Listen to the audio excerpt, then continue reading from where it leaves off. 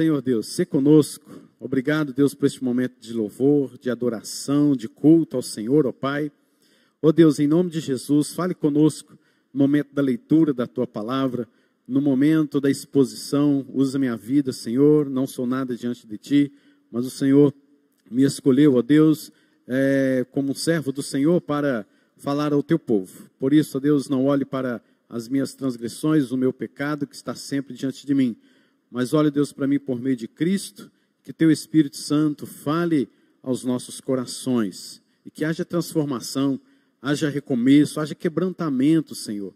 Que não seja uma mera palavra jogada ao ar, porque a Tua palavra é viva e eficaz.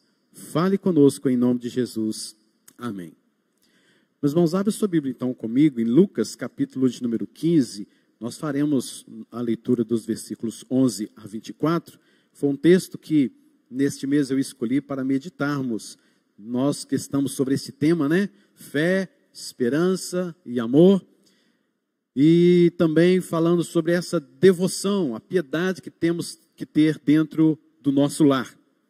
E nesta noite eu quero falar exatamente, pincelando aí algumas coisas da parábola do filho pródigo.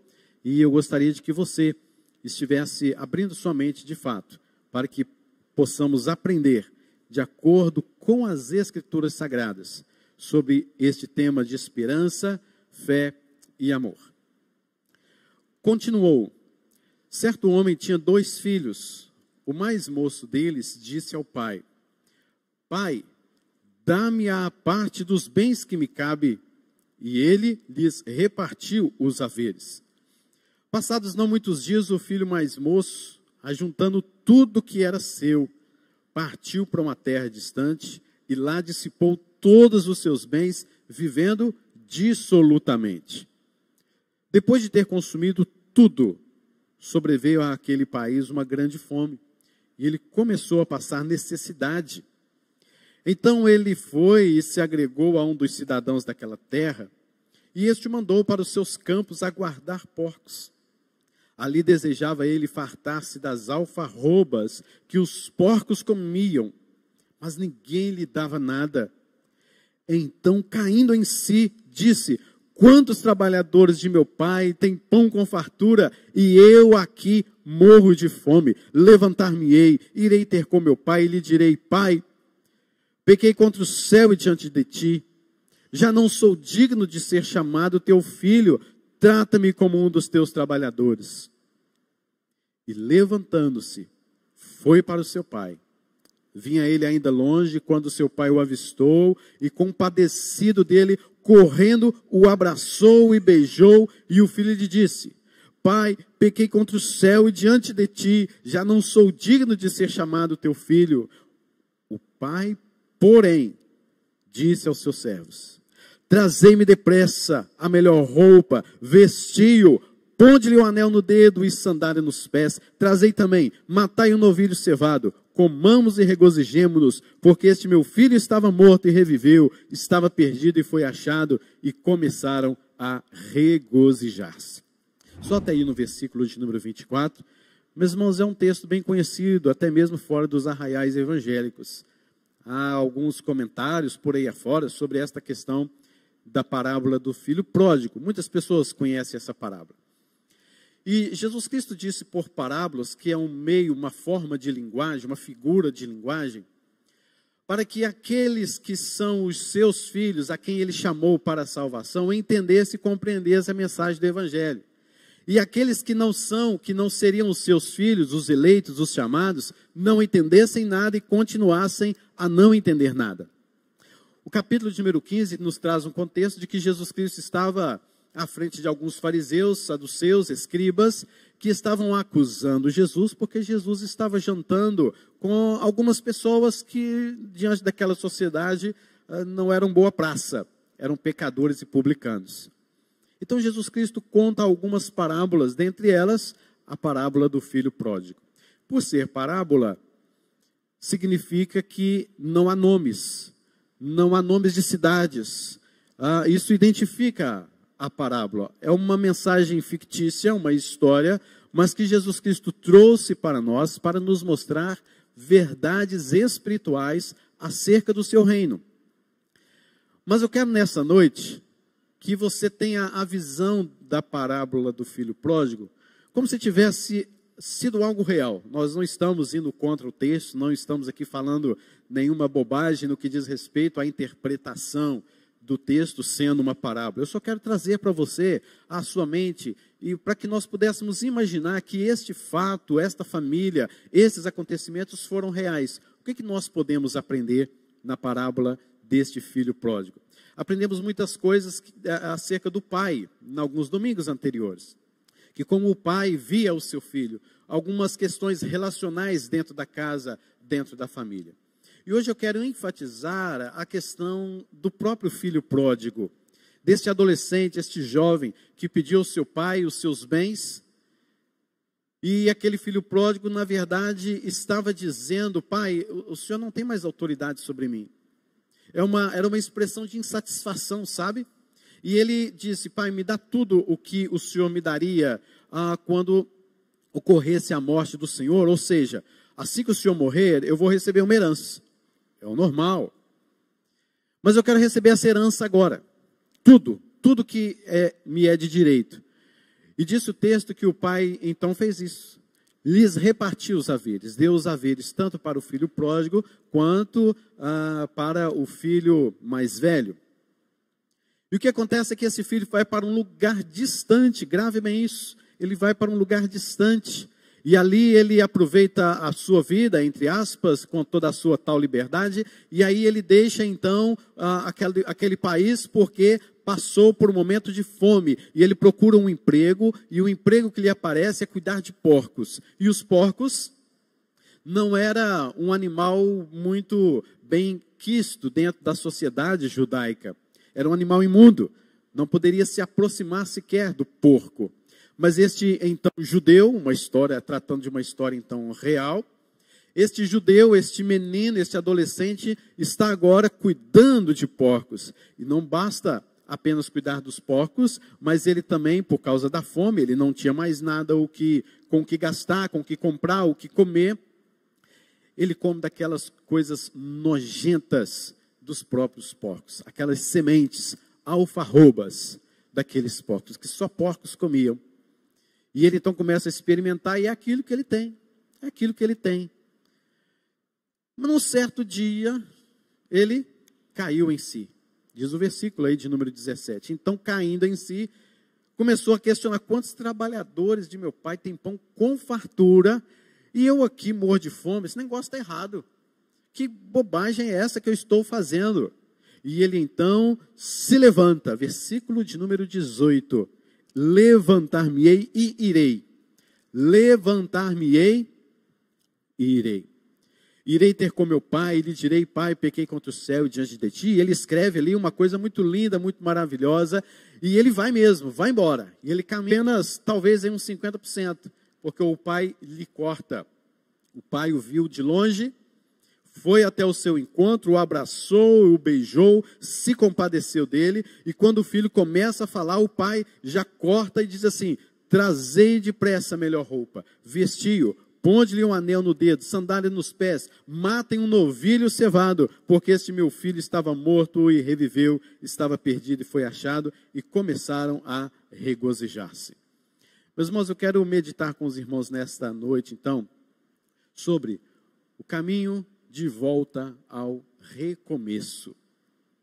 A sabedoria que precisamos ter para um recomeço na nossa vida. Queridos, nós estamos falando aqui de alguém, de um jovem, de um adolescente, que mesmo fazendo uma coisa terrível, ele volta à sobriedade. Ele tem a chance de um recomeço. E ele então vai trilhando pelo caminho afora daquele lugar distante até o seu pai e trilhando pelo caminho da sabedoria. Por mais que ele tivesse feito aquela coisa horrível que é de deixar o seu pai de lado, humilhar o seu pai e dizer que ele não tem mais nenhuma autoridade sobre ele, mas agora nós estamos vendo ele trilhando o caminho da sabedoria, trilhando o caminho para um recomeço. O que a gente pode aprender na vida desse jovem, na sua reflexão, ele que caiu em si? ele que voltou para casa, ele que ensaiou um texto, e ele que esteve de frente a frente com seu pai. Queridos, a primeira coisa que nós podemos aprender para que trilhemos o caminho do recomeço, para que trilhemos o caminho da sabedoria, não tome decisões precipitadas. Foi isso que aconteceu com esse garoto. Versículo de número 12 nos mostra isso. O mais moço deles disse ao pai: Pai, dá-me a parte dos bens que me cabe. Que história é essa? Nós não estamos vendo nenhum contexto de briga. Nós não estamos vendo nenhum contexto de discussão. Possivelmente ao amanhecer, vamos dizer assim, já que nós estamos imaginando uma história real, né? Amanheceu e veio o dia, e passaram o dia bem e tal, dormiram à noite, descansaram. Chegou no outro dia, imaginando, aquele garoto chega: eu quero tudo o que me pertence. Perceba que o pai não discute com este menino. Mas este menino, ele está tomando uma decisão precipitadíssima na sua vida. E aprendendo com este menino, para que não haja todo este caminho distante de percorrer, aquela tal liberdade que ele gostaria de ter, para que ele não perdesse tudo como ele perdeu, para que nós não, da mesma forma, não venhamos a perder tudo o que temos. É melhor, querido, cada um de nós tomarmos uma posição, tomarmos a sabedoria de termos o cuidado com as nossas precipitações. Na raiz desta palavra, precipitação significa ato de cair depressa, de cabeça para baixo. A palavra precipitação, na sua origem, significa isso. Ato de cair depressa, de cabeça para baixo. E quantas vezes eu e você já caímos de cabeça para baixo, não é verdade? Quantas vezes nós já tomamos decisões extremamente precipitadas? E nós, queridos, tomamos a precipitação que pode ter a sua origem no ato de acharmos que nós faríamos o melhor. E nós tomamos aquela decisão sem refletir as suas consequências, sem anotar, sem refletir, sem ter um exame. A precipitação, ela pode estar ligada à ansiedade. A precipitação, ela pode estar ligada a pressões de circunstâncias. Ela pode estar ligada à insatisfação. Ela pode estar ligada mesmo ao momento de raiva que nós temos. Cuidado com os momentos de raiva que você tem. Você pode tomar decisões extremamente precipitadas sem observar, de fato, as suas consequências. Então, querido, primeira coisa, cuidado com as decisões apressadas da sua vida. Há muitas pessoas que, tentando se satisfazer, tentando resolver algum problema, acabam tendo atitudes precipitadas. É necessário, queridos, você orar, pense, reflita, coloque diante do Senhor, procure conselheiros sábios. Provérbios 11:14 nos diz isso: na multidão de conselheiros há segurança. Cuidado com decisões apressadas. Em segundo lugar, queridos, cuidado com palavras precipitadas. Quantas vezes você, talvez no momento de raiva, você disse coisa que depois você foi se arrepender amargamente lá na frente. Mas quando você se arrependeu, a marca já foi feita na outra pessoa. Você já marcou a outra pessoa com aquela palavra. E você não percebeu as consequências que uma palavra trouxe ao coração de alguém. Cuidado com palavras precipitadas. Você quer ser uma pessoa sábia no falar? Então fale menos. É isso que a palavra de Deus nos ensina. Você não precisa ser uma pessoa sábia em argumentos e em tantas coisas, e isso e mais aquilo outro. A sabedoria está muitas vezes, querido, no falar menos, no guardar para si. E é a Bíblia que nos ensina isso. Tiago, capítulo número 3, é quem nos ensina isso. Como que a língua, ela tem esse poder de convencimento, de destruição, de amargar a vida de alguém, de trazer transtorno sobre a sua própria vida, sobre a coletividade, sobre a sociedade, sobre o mundo espiritual. Então, querido, fale menos, coloque essa língua sua para dentro da boca e fique mais calado na sua vida. Fale menos, porque a sua palavra não tem poder não, você sabe disso, mas a sua palavra exerce uma certa influência no coração de pessoas, na alma de alguém, fere, machuca, traumatiza. Cuidado com o seu palavreado. Nós temos exemplos de precipitações vários na Bíblia. Eu coloquei aqui 3 apenas, mas temos muitos. É o caso de Abraão. Deus lhe havia dado uma promessa. E ele e sua mulher Sara, vendo que essa promessa não se cumpriu, o que Sara faz? Abraão, seguinte, meu bem, vai lá e tal, e fica com a nossa concubina e tenha filho com ela, porque essa promessa eu acho que está dependendo mais de nós do que de Deus, porque Deus não está assim olhando para nós. Eu acho que Deus já caducou, esqueceu, vamos ter esse filho logo, mas que seja lá com a concubina. E eles precipitadamente, Abraão então decidiu fazer isso e teve o filho Ismael, os ismaelitas, por questões precipitadas. Olha a confusão que isso deu.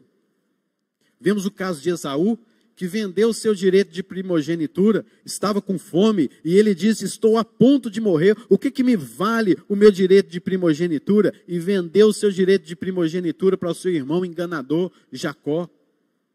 Vendeu o seu direito de primogenitura, porque estava morrendo de fome. Queridos, tomar decisão quando a gente está com fome é um negócio sério, né? É um negócio sério. Alimente-se tranquilamente, né? Coma bem e tal. Depois você toma a decisão, porque tomar decisão com fome não dá mesmo, não. É o que aconteceu com Esaú. Estou morrendo de fome. Ele foi lá e vendeu o direito de primogenitura por um prato de lentilhas. Lembremos do juiz Jefté, que ele, ao vencer os amonitas, ele disse, Senhor, se eu vencer o primeiro que eu encontrar, eu vou colocar diante do holocausto do Senhor e oferecer ao Senhor como holocausto. E a primeira pessoa com a qual ele encontra ao chegar em sua casa foi quem? A sua filha, sua única filha. Que dor, que dificuldade para Jefté. A sua decisão, o seu juramento, o seu voto, foi um voto precipitado. Leia Eclesiastes e você verá mais sobre votos precipitados e sobre precipitações. Tome cuidado com as precipitações. Segundo lugar, queridos, o que podemos aprender na parábola do filho pródigo e com este filho, não faça a coisa certa da forma errada. Não faça a coisa certa de forma errada. Nós somos mestres em fazer coisas certas, mas com motivações erradas. Haveria uma hora, queridos, que esse menino, ele sairia mesmo dentro de sua casa. Isso é o comum, isso é normal. Filhos saem de casa, seja no momento do casamento, seja para estudar fora. Em algum momento ele vai sair. Então, ele está saindo de casa, mas ele está na hora errada, de uma forma errada, no tempo errado, com palavras erradas e em circunstâncias desfavoráveis. Então ele está fazendo uma coisa que é certo fazer, que é o de um filho um dia sair de casa, mas ele está fazendo com a motivação completamente equivocada, errada. Há alguns pais, queridos, que dizem, eu estou criando o meu filho para o mundo. Não, queridos. Você não cria o seu filho para o mundo, para saber enfrentar as coisas do mundo por aí afora. Você cria o seu filho para Deus. Você cria o seu filho para a expansão do reino de Deus. No dia que ele tiver uma profissão, uma faculdade, seja o que for que você investiu e o abençoou, amém por isso, é isso mesmo. Mas você tem que entender que ele, na sua profissão, na sua formatura, não é uma realização pessoal, coisa boa e tal, merecimento. Não, queridos. É para a proclamação do reino de Deus através da sua profissão. É para a expansão do reino de Deus através dos seus estudos. Deus concedeu estudo a você para que você proclamasse o reino de Deus em todo o lugar. Mas às vezes você estuda fazendo a coisa certa, mas lá no fundo há uma motivação errada. Uma vez, me recordo bem, isso ficou gravado muito em minha mente, quando uma senhora que iria ter um filho, e alguém perguntou para ela, assim, num bate-papo, né? E o que você pensa sobre o seu filho que vai nascer? Eu quero fazer dele um melhor profissional, reconhecido no Brasil e no mundo. Eu quero fazer dele um homem que vai ganhar muito dinheiro, que vai ser rico, que tem uma vida diferente da minha. Eu falei, nossa Deus, então o negócio está feio, porque é já uma pessoa de condição, né? Você vai ficar mais rico ainda. O que é isso, né? Estou nem entendendo isso. Mas a pessoa falou isso. Eu quero fazer dele o melhor profissional, a pessoa mais conhecida do Brasil e do mundo. Isso aí, então tá bom o negócio aí. Melhor pregar sobre Jesus, né? Não seria melhor? Que aí Jesus ia ser conhecido em todo mundo, mas ela queria fazer isso com o filho. Quer dizer, não há nenhum problema em um filho estudar, pelo contrário, tem que estudar mesmo. Mas a motivação estava completamente errada. E quantas vezes nós tomamos decisões, ou quantas vezes estamos fazendo coisas certas, mas de forma errada. Queridos, há tempo determinado para todo propósito debaixo do céu. Mas uma das coisas que mais nos impulsiona a fazer coisas certas com motivação errada é o nosso orgulho. Nós queremos e desejamos fazer coisas, queridos, para que nós nos vangloriemos, para que os holofotes estejam sobre nós. Você quer fazer uma coisa certa, bonitinha, ok, mas você quer que os holofotes estejam sobre você. Você quer ser uma pessoa reconhecida. Você quer que as pessoas olhem para você com outros olhares. A sociedade nossa valoriza muito as ações, as performances, as suas realizações, enquanto, na verdade, queridos, a vida deve nos levar a valorizar muito mais as nossas motivações. Qual que é a sua motivação? E Paulo explica sobre isso muito bem no nosso texto-chave, em 1 Coríntios, capítulo de número 13, falando sobre o amor. E ele ainda mesmo diz em 1 Coríntios, no capítulo de número 13, no versículo de número 3, ele diz exatamente sobre esta questão, abordando isso da seguinte maneira: e ainda que eu distribua todos os meus bens entre os pobres, ainda que eu entregue o meu corpo para ser queimado, se não tiver amor, nada disso me aproveitará.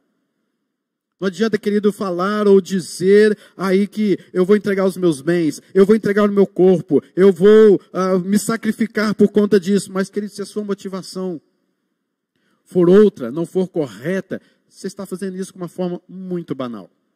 Muito banal. É para que os holofotes estejam sobre você. É para que pessoas cheguem para você e digam assim: uau, que coisa fantástica. Sem amor, aproveita nada, está jogando seu tempo, a sua vida ao vento. Porque Deus não vê apenas o exterior, Deus vê o nosso coração. Queridos irmãos, Deus está interessado não apenas nas nossas ações corretas. Deus, querido, está mais interessado nas suas corretas motivações. Deus olha para o nosso coração. E o que nos leva a fazer isso? Fazer a coisa certa de forma errada. São as circunstâncias, princípios distorcidos da palavra de Deus, o desejo de vanglória. E eu me lembro muito bem da história de Saul. Saul há 7 dias esperando Samuel chegar, Samuel não chegou, e ele vai lá e oferece o holocausto, porque ele queria ver o povo já se dispersando, porque os inimigos estavam chegando, e ele mesmo diz com as suas próprias palavras: eu fui forçado pelas circunstâncias, e forçado pelas circunstâncias, eu ofereci o holocausto. Era para oferecer o holocausto? Era. É certo isso? Mas ele fez isso de forma errada. Primeiro, porque ele não podia fazer isso, porque ele não era sacerdote. Em segundo lugar, porque ele foi pressionado pelas circunstâncias, ele deixou ser levado pelas circunstâncias. As consequências vieram. Samuel chega para ele e diz: a partir de hoje o seu reino não mais subsistirá. E Samuel, ungido pelo Senhor, foi procurar um outro rei para ficar no lugar de Saul. Por quê? Porque Saul fez uma coisa certa, mas com a motivação completamente errada. É o que nos mostra a parábola do filho pródigo. Ele saiu de casa. É certo sair de casa, mas com motivação, com o tempo, com a circunstância errada. Terceiro lugar, queridos, não espere uma crise chegar para você saber o que é importante na sua vida. Não espere uma crise chegar para você saber o que é importante na sua vida. Eu pergunto para você: o que é mais importante para você? Pense. O que tem ocupado mais a sua mente? A palavra de Deus nos diz, onde está o teu tesouro, aí também estará o teu coração, Mateus 6, 21. E a minha pergunta para você é, onde é que está o teu tesouro? Porque onde está o teu tesouro, ali também estará o seu coração. Onde é que está o teu tesouro? O que é importante para você na sua vida? Parece, queridos, que só percebemos o valor das coisas, das pessoas, mais tarde, quando nós as perdemos. Esse menino só foi descobrir isso quando ele estava no fundo do poço. Crises, queridos, virão. Há 2 anos atrás nós falávamos sobre isso. Crises virão e vieram. Estão aí presentes em muitos lares, em muitas vidas, em muitas situações de diversas formas, alguns menos agravantes, outros mais agravantes, mas nós não podemos nos omitir, nem obscurecer o nosso pensamento, porque de fato nós estamos passando por crises. As crises chegaram. E essas crises, queridos, quando elas vêm, quando elas vierem, nós precisamos estar prontos para enfrentá-las. E como devemos estar prontos para diante da crise? Nós devemos ser, em primeiro lugar, fortalecidos na palavra de Deus. Você não está passando por esta crise ainda, mas ela um dia pode chegar na sua vida. Então, fortalece-se na palavra de Deus. Segundo lugar, exerce a sua fé. A crise ainda não chegou, exerce a sua fé. Edifica a sua fé na palavra. Terceira coisa, ore sem cessar. Vigiai e orai. Orai sem cessar. Orando em todo tempo e em todo lugar. Outra coisa, querido, para que você fortaleça a sua vida, para que quando a crise chegar, você esteja forte, tenha comunhão com a igreja. Tem gente esses dias que de aglomeração, de distanciamento, na verdade, de que não podemos reunir, está achando uma beleza. Não preciso mais ir na igreja, coisa boa, né? Vou ficar em casa mesmo. Vou assisto o culto pela internet. Não estou dizendo que quem está em casa agora nos assistindo e participando conosco tem esse pensamento. Mas eu sei que muitas pessoas pensaram assim. Não preciso pegar trânsito, não preciso gastar gasolina, não preciso trocar de roupa, não preciso passar perfume, né? Espero que passe em outros momentos, né? Mas o que acontece é que a pessoa ela não tem essa motivação, sabe? De a comunhão com a igreja. Não, a igreja tem todo domingo. Fortalece a sua vida em comunhão com a igreja, porque é no momento de crise, quando elas vierem, a igreja, a comunhão da igreja, a intimidade de um irmão com o outro, ela, querido, que estará no seu coração, fortalecendo a sua vida. Agora, queridos, eu fico assim, às vezes, triste em ver que muitos dos nossos jovens, por exemplo, têm muito mais amizade fora do que amizade dentro. Tem muito mais confiança em pessoas do mundo, com princípios que não condizem com as coisas do mundo, do que pessoas tementes a Deus. Fico triste com uma situação como essa. Jovens que não querem se reunir, não querem se encontrar, acham difícil demais, acham complicado demais. Eu não faço isso, eu não me reúno desse jeito. Se for desse jeito, eu não vou. Se for daquele jeito, eu não vou. Querido, para com isso em nome de Jesus. As crises virão sobre a sua vida. E quem é que você vai procurar?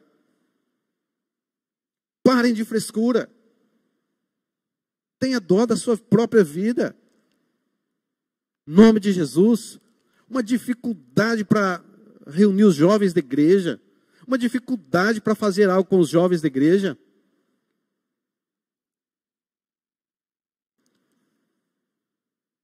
Tenha misericórdia da sua vida. As crises virão sobre a sua vida.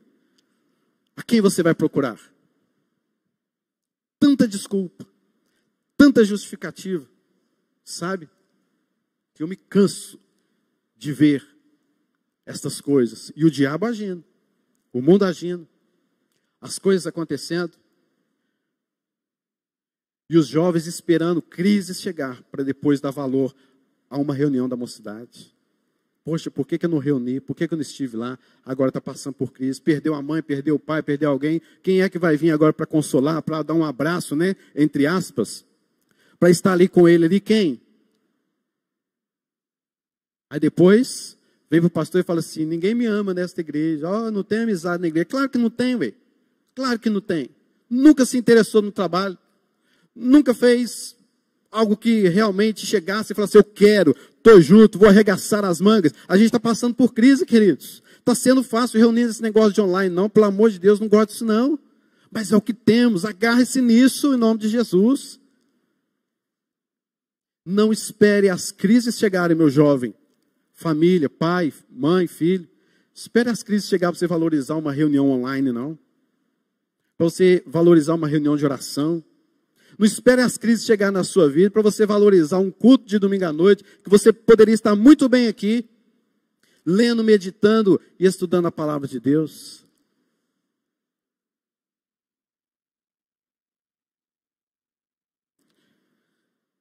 Mas quando é que valorizamos a comunhão da igreja? Quando não podemos mais nos reunir.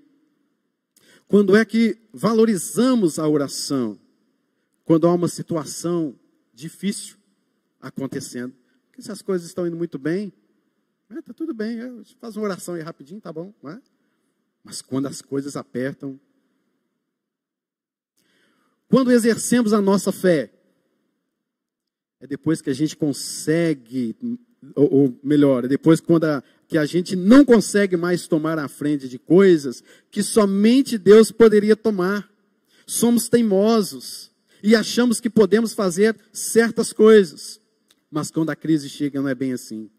Quando é que valorizamos a palavra de Deus? É quando depois de um tempo sem lê-la, nós a abrimos, choramos e procurando uma palavra de esperança, de consolo. Mas quando tudo estava bem, você nem se importava com a sua Bíblia. Seja sincero com você mesmo. É ou não é? É assim, queridos. É assim. O que é importante para você hoje? Preste bem atenção. O que é importante para você hoje deve ser importante numa constância de sua vida. Sua família é importante para você? Então ela deve ser importante em todos os momentos da sua vida, na crise ou na bonança. Agora tem gente que na crise quer pular fora do barco. Quer ter uma vida apenas de boa, né? Tranquilo, sossegado. Aí vem a crise, ele quer pular fora do barco. E o que é importante para você? A sua família é importante para você? Firme-se com ela nos momentos de paz, de bonança e também nos momentos de crise. Não abandona a sua família, não. Igreja é importante para você? Deveria ser, e eu sei que é. Então ela deve ser importante em todos os momentos da sua vida. E não apenas quando as coisas apertam. Porque quando está tudo bem, aí não vem na igreja, não participa, não envolve, não aconselha com o pastor, não vem procurar. Está tudo bem, está tudo bem. As coisas apertaram. Pastor, ora por mim. Pastor, estou precisando. Pastor, eu estou indo na igreja. Meus irmãos, eu já identifiquei muitas vezes pessoas que só estão na igreja porque estão passando por problema. Eu já identifiquei pessoas que, olha, fulano de tal chegou, fiz problema na casa dela, apertou de novo. A gente identifica já. Por quê? Porque só buscam a igreja, a comunhão, porque a igreja é apenas útil para ela, não é importante, mas útil. Triste isso. Espero que você não perceba, queridos, a importância de coisas na sua vida na ocasião de um luto.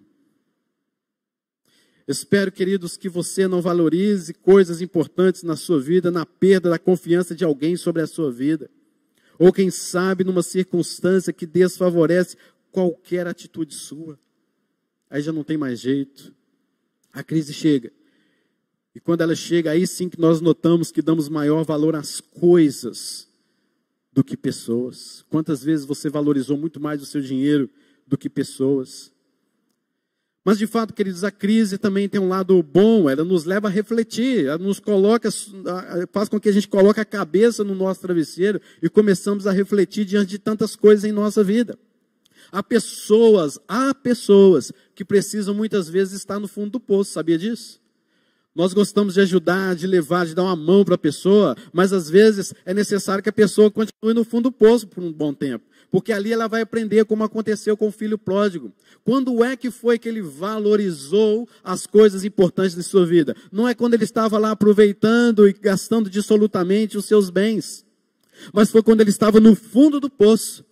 E muitas vezes, queridos, já aprendi isso no meu ministério há um tempo, que pessoas que estão no fundo do poço, às vezes é necessário manterem-se lá. E a gente aqui com amor, em oração, suplicando e amando aquela pessoa sempre. Mas muitas vezes é no fundo do poço que Deus vai tratar daquela pessoa. e às vezes a gente quer dar uma mãozinha para Deus, às vezes a gente quer caminhar junto, vou te ajudar a sair do fundo do poço. Não, não. Já aprendi isso. Deixa lá um pouquinho, Deus vai tratar. Deixa com Deus, ela com Deus. Depois Deus levanta você e pode ajudar. Mas por enquanto, há pessoas que precisam ficar no fundo do poço, como aconteceu com esse garoto. Queridos, não deixe crises chegar para valorizar seus pais. Não deixe crises chegar para valorizar o brincar com os seus filhos. Não deixe crises chegar, queridos, para que você valorize o encontro da mocidade, o encontro dos adolescentes, o encontro com a igreja. Não deixe crise chegar, porque no momento de crise você vai ver e vai notar o que era importante para você, mas que agora não tem mais jeito. Quarto e último lugar, não hesite em voltar para casa, mesmo que tenha feito tudo errado até aqui. Não hesite em voltar para casa, mesmo que tenha feito tudo errado até aqui e agora. Esse garoto podia ter pensado, olha, eu fiz isso, fiz aquilo outro. Posso ir para qualquer lugar deste mundo, menos para minha casa. Para lá eu não volto. Vou apanhar. Vou ter um castigo, assim, eterno. O trauma vai ser maior, meu pai vai me rejeitar. Vai ser pior. Vou ficar por aqui. Não foi isso que ele pensou, foi? O que ele fez? Levantar-me-ei e irei. Levantar-me-ei e irei. Versículo 18. Está faltando muito isso para nós hoje em dia, queridos. De levantarmos e irmos. Porque há muitas coisas que ficam só na teoria, só na mente, né? A gente nunca coloca em prática, nunca realiza. Queridos, é necessário você se levantar e ir. Tomar posição, tomar atitude, colocar os pés, firmar os seus pés no chão e caminhar e voltar para a casa do Pai, sem hesitar. Nós podemos, queridos, até criticar este garoto, o filho pródigo. Nós podemos falar um monte de coisa errada que ele fez, mas uma coisa é certa, ele começou a agir de forma certa, de forma correta. Ele tem atitudes que a Bíblia nos mostra que são respostas ao toque do Espírito Santo na vida do pecador. Aqui é o caminho da reconciliação. Ele começa a trilhar o caminho do recomeço, do reconhecimento dos seus erros. Queridos, é incrível vermos, mas há pessoas que, mesmo diante das maiores crises da vida, não se humilham. Não se humilham. Têm os seus corações endurecidos. Outros fingem ser humildes. Esses são os piores, eu acho, sabe? Fingir humildade. Oh, meu Deus do céu, tem misericórdia de nós, né? É incrível pessoas fingindo humildade. Coração orgulhoso, manchado pelo egoísmo, pela vanglória, e ainda se demonstra, se expressa como uma pessoa extremamente humilde. Já vi pessoas dizendo, eu prefiro comer o pão que o diabo amassou, do que me humilhar. Já vi gente dizendo isso, cara a cara, assim, não por causa de um problema comigo, né, mas de uma forma geral. Quer um exemplo disso? Alguém que um dia fez isso? Judas Iscariotes. Judas Iscariotes fez exatamente isso. Ele fez tudo errado, e apesar de que ele estava designado de fato para fazer isso, enfim, mas ele não se arrependeu verdadeiramente. A palavra de Deus nos diz que ele viu o que ele fez, ele foi comovido de um remorso, ele chorou, ele teve ali algumas atitudes, mas o que ele foi fazer? Ele hesitou em voltar-se para casa. Ele hesitou em voltar-se para Cristo. O que ele fez? Foi suicidar-se. Este não é o caminho. Obviamente que não, muito menos um suicídio. Mas, queridos, nós precisamos estar abertos, porque nós precisamos entender que nós conhecemos o Pai que temos. É um Pai perdoador, é um Pai reconciliador. E Judas passou todo esse tempo com Jesus e não entendeu nada. E ele, tocado de remorso, se suicidou. Quando pecamos, queridos, nós pecamos conscientes. Há pessoas que dizem, pastor, eu pequei, mas é uma coisa que não está em mim. Vai estar onde? Está onde então? Está no no céu, está por aí. Aí de repente vem alguma coisa, vem o pecado parece que voa, não é isso? O pecado tem asa. Aí fica voando e tal, de repente ele pousou em mim, foi para o meu coração, aí eu fui lá e pequei. Aí depois ele saiu e você diz assim, ó, pequei, é uma coisa que não está em mim. Meus irmãos, para com isso. A palavra de Deus nos fala muito claramente. O pecado habita aqui dentro, olha, de mim. Eu nasci em pecado, em iniquidade me concebeu minha mãe, tadinha. E a gente precisa entender que o pecado habitando em nós, eu preciso vigiar, eu preciso buscar a Deus, eu preciso fazer com que a armadura de Deus esteja sobre minha vida para que eu possa resistir no dia mau. Mas o fato, queridos, é que, sabendo disso, não é o fim do mundo, é necessário você ter a humildade de reconhecer os seus erros. É necessário você se levantar da pocilga da sua vida. E do jeito que você está, você caminhar, mesmo que seja longe, mesmo que seja distante, mesmo que seja uma longa caminhada. Mas esse garoto, ele não perdeu a esperança de ser perdoado. Eu podia ir no meio do caminho e falar assim, nossa, eu estou fazendo uma besteira, eu tenho que voltar para casa, eu não posso. E depois, no outro dia, ele recomeçar, depois ele voltar de novo, e ele recomeça e volta. Você já teve um momento da sua vida assim? Aí eu vou lá e vou voltar. Depois você fala, não, melhor não. Aí você volta. Aí depois você pensa de novo, não, eu vou. Aí você vai, né? Aí de repente você, não, melhor não ir. Terrível isso, né? Indecisão. Mas esse garoto não fez isso, não. Ele conhecia o pai que ele tinha. Ele foi para o pai. Ele não hesitou. E ele, queridos, reconheceu que ele poderia sim ser perdoado. Há uma frase de um grande autor que diz, você nunca é tão grande como quando é humilde. Você nunca é tão grande como quando é humilde. E o filho teve isso. Eu errei. O Senhor me aceita. Queridos, a humildade do reconhecimento do seu erro e a esperança do perdão devem reacender a chama de um novo começo em sua vida. Humilhe-se. Reconheça o seu pecado. Tenha a esperança do perdão. E quando você olha para a cruz de Cristo, Cristo já nos perdoou. E tem então um novo começo na sua vida. Jesus está sempre pronto a te perdoar, a nos perdoar. Meus queridos, para encerrarmos, não tome decisões precipitadas. Este é o princípio da mansidão. Não faça a coisa certa da forma errada. Esse é o princípio da sobriedade. Não espere uma crise chegar até você para saber o que é importante em sua vida. Esse é o princípio da valorização.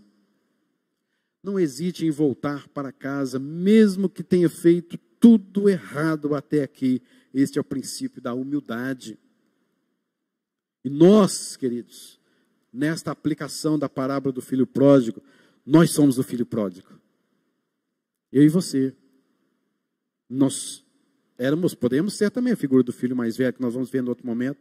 Mas aqui, neste momento, Jesus Cristo está nos mostrando que eu e você somos a figura do filho pródigo. A nossa decisão no Éden foi algo precipitado, baseado na insatisfação dos nossos desejos. Mas Deus nos dá a graça de um recomeço. São atitudes que nos fazem trilhar pelo caminho da sabedoria. Atitudes, queridos, que nos fazem trilhar para um caminho do recomeço. É necessário recomeçar. É necessário, queridos, dar o passo, dizer, levantar-me-ei e irei. Ter disposição na sua vida. Abrir a sua mente. É necessário você levantar da sua pocilga. É necessário você parar com esse negócio de que eu estou no fundo do poço, estou no fundo do poço. Então saia do fundo do poço e busque a presença de Deus. Vai até o Pai. E o Pai, querido, que você sabe, que você conhece, Ele te endireitará as tuas veredas. Que Deus nos abençoe. Em nome de Jesus, com esta palavra, busque sabedoria no Senhor. Busque sobriedade no Senhor. Busque um novo jeito de viver em Cristo. Fala ainda hoje ao Espírito Santo que você deseja se reconciliar com Ele. Continuarei, se Deus quiser, se Deus permitir, falando sobre o filho mais velho depois e aplicando isso na figura, toda essa história na figura do Senhor Jesus Cristo. Que Deus nos abençoe.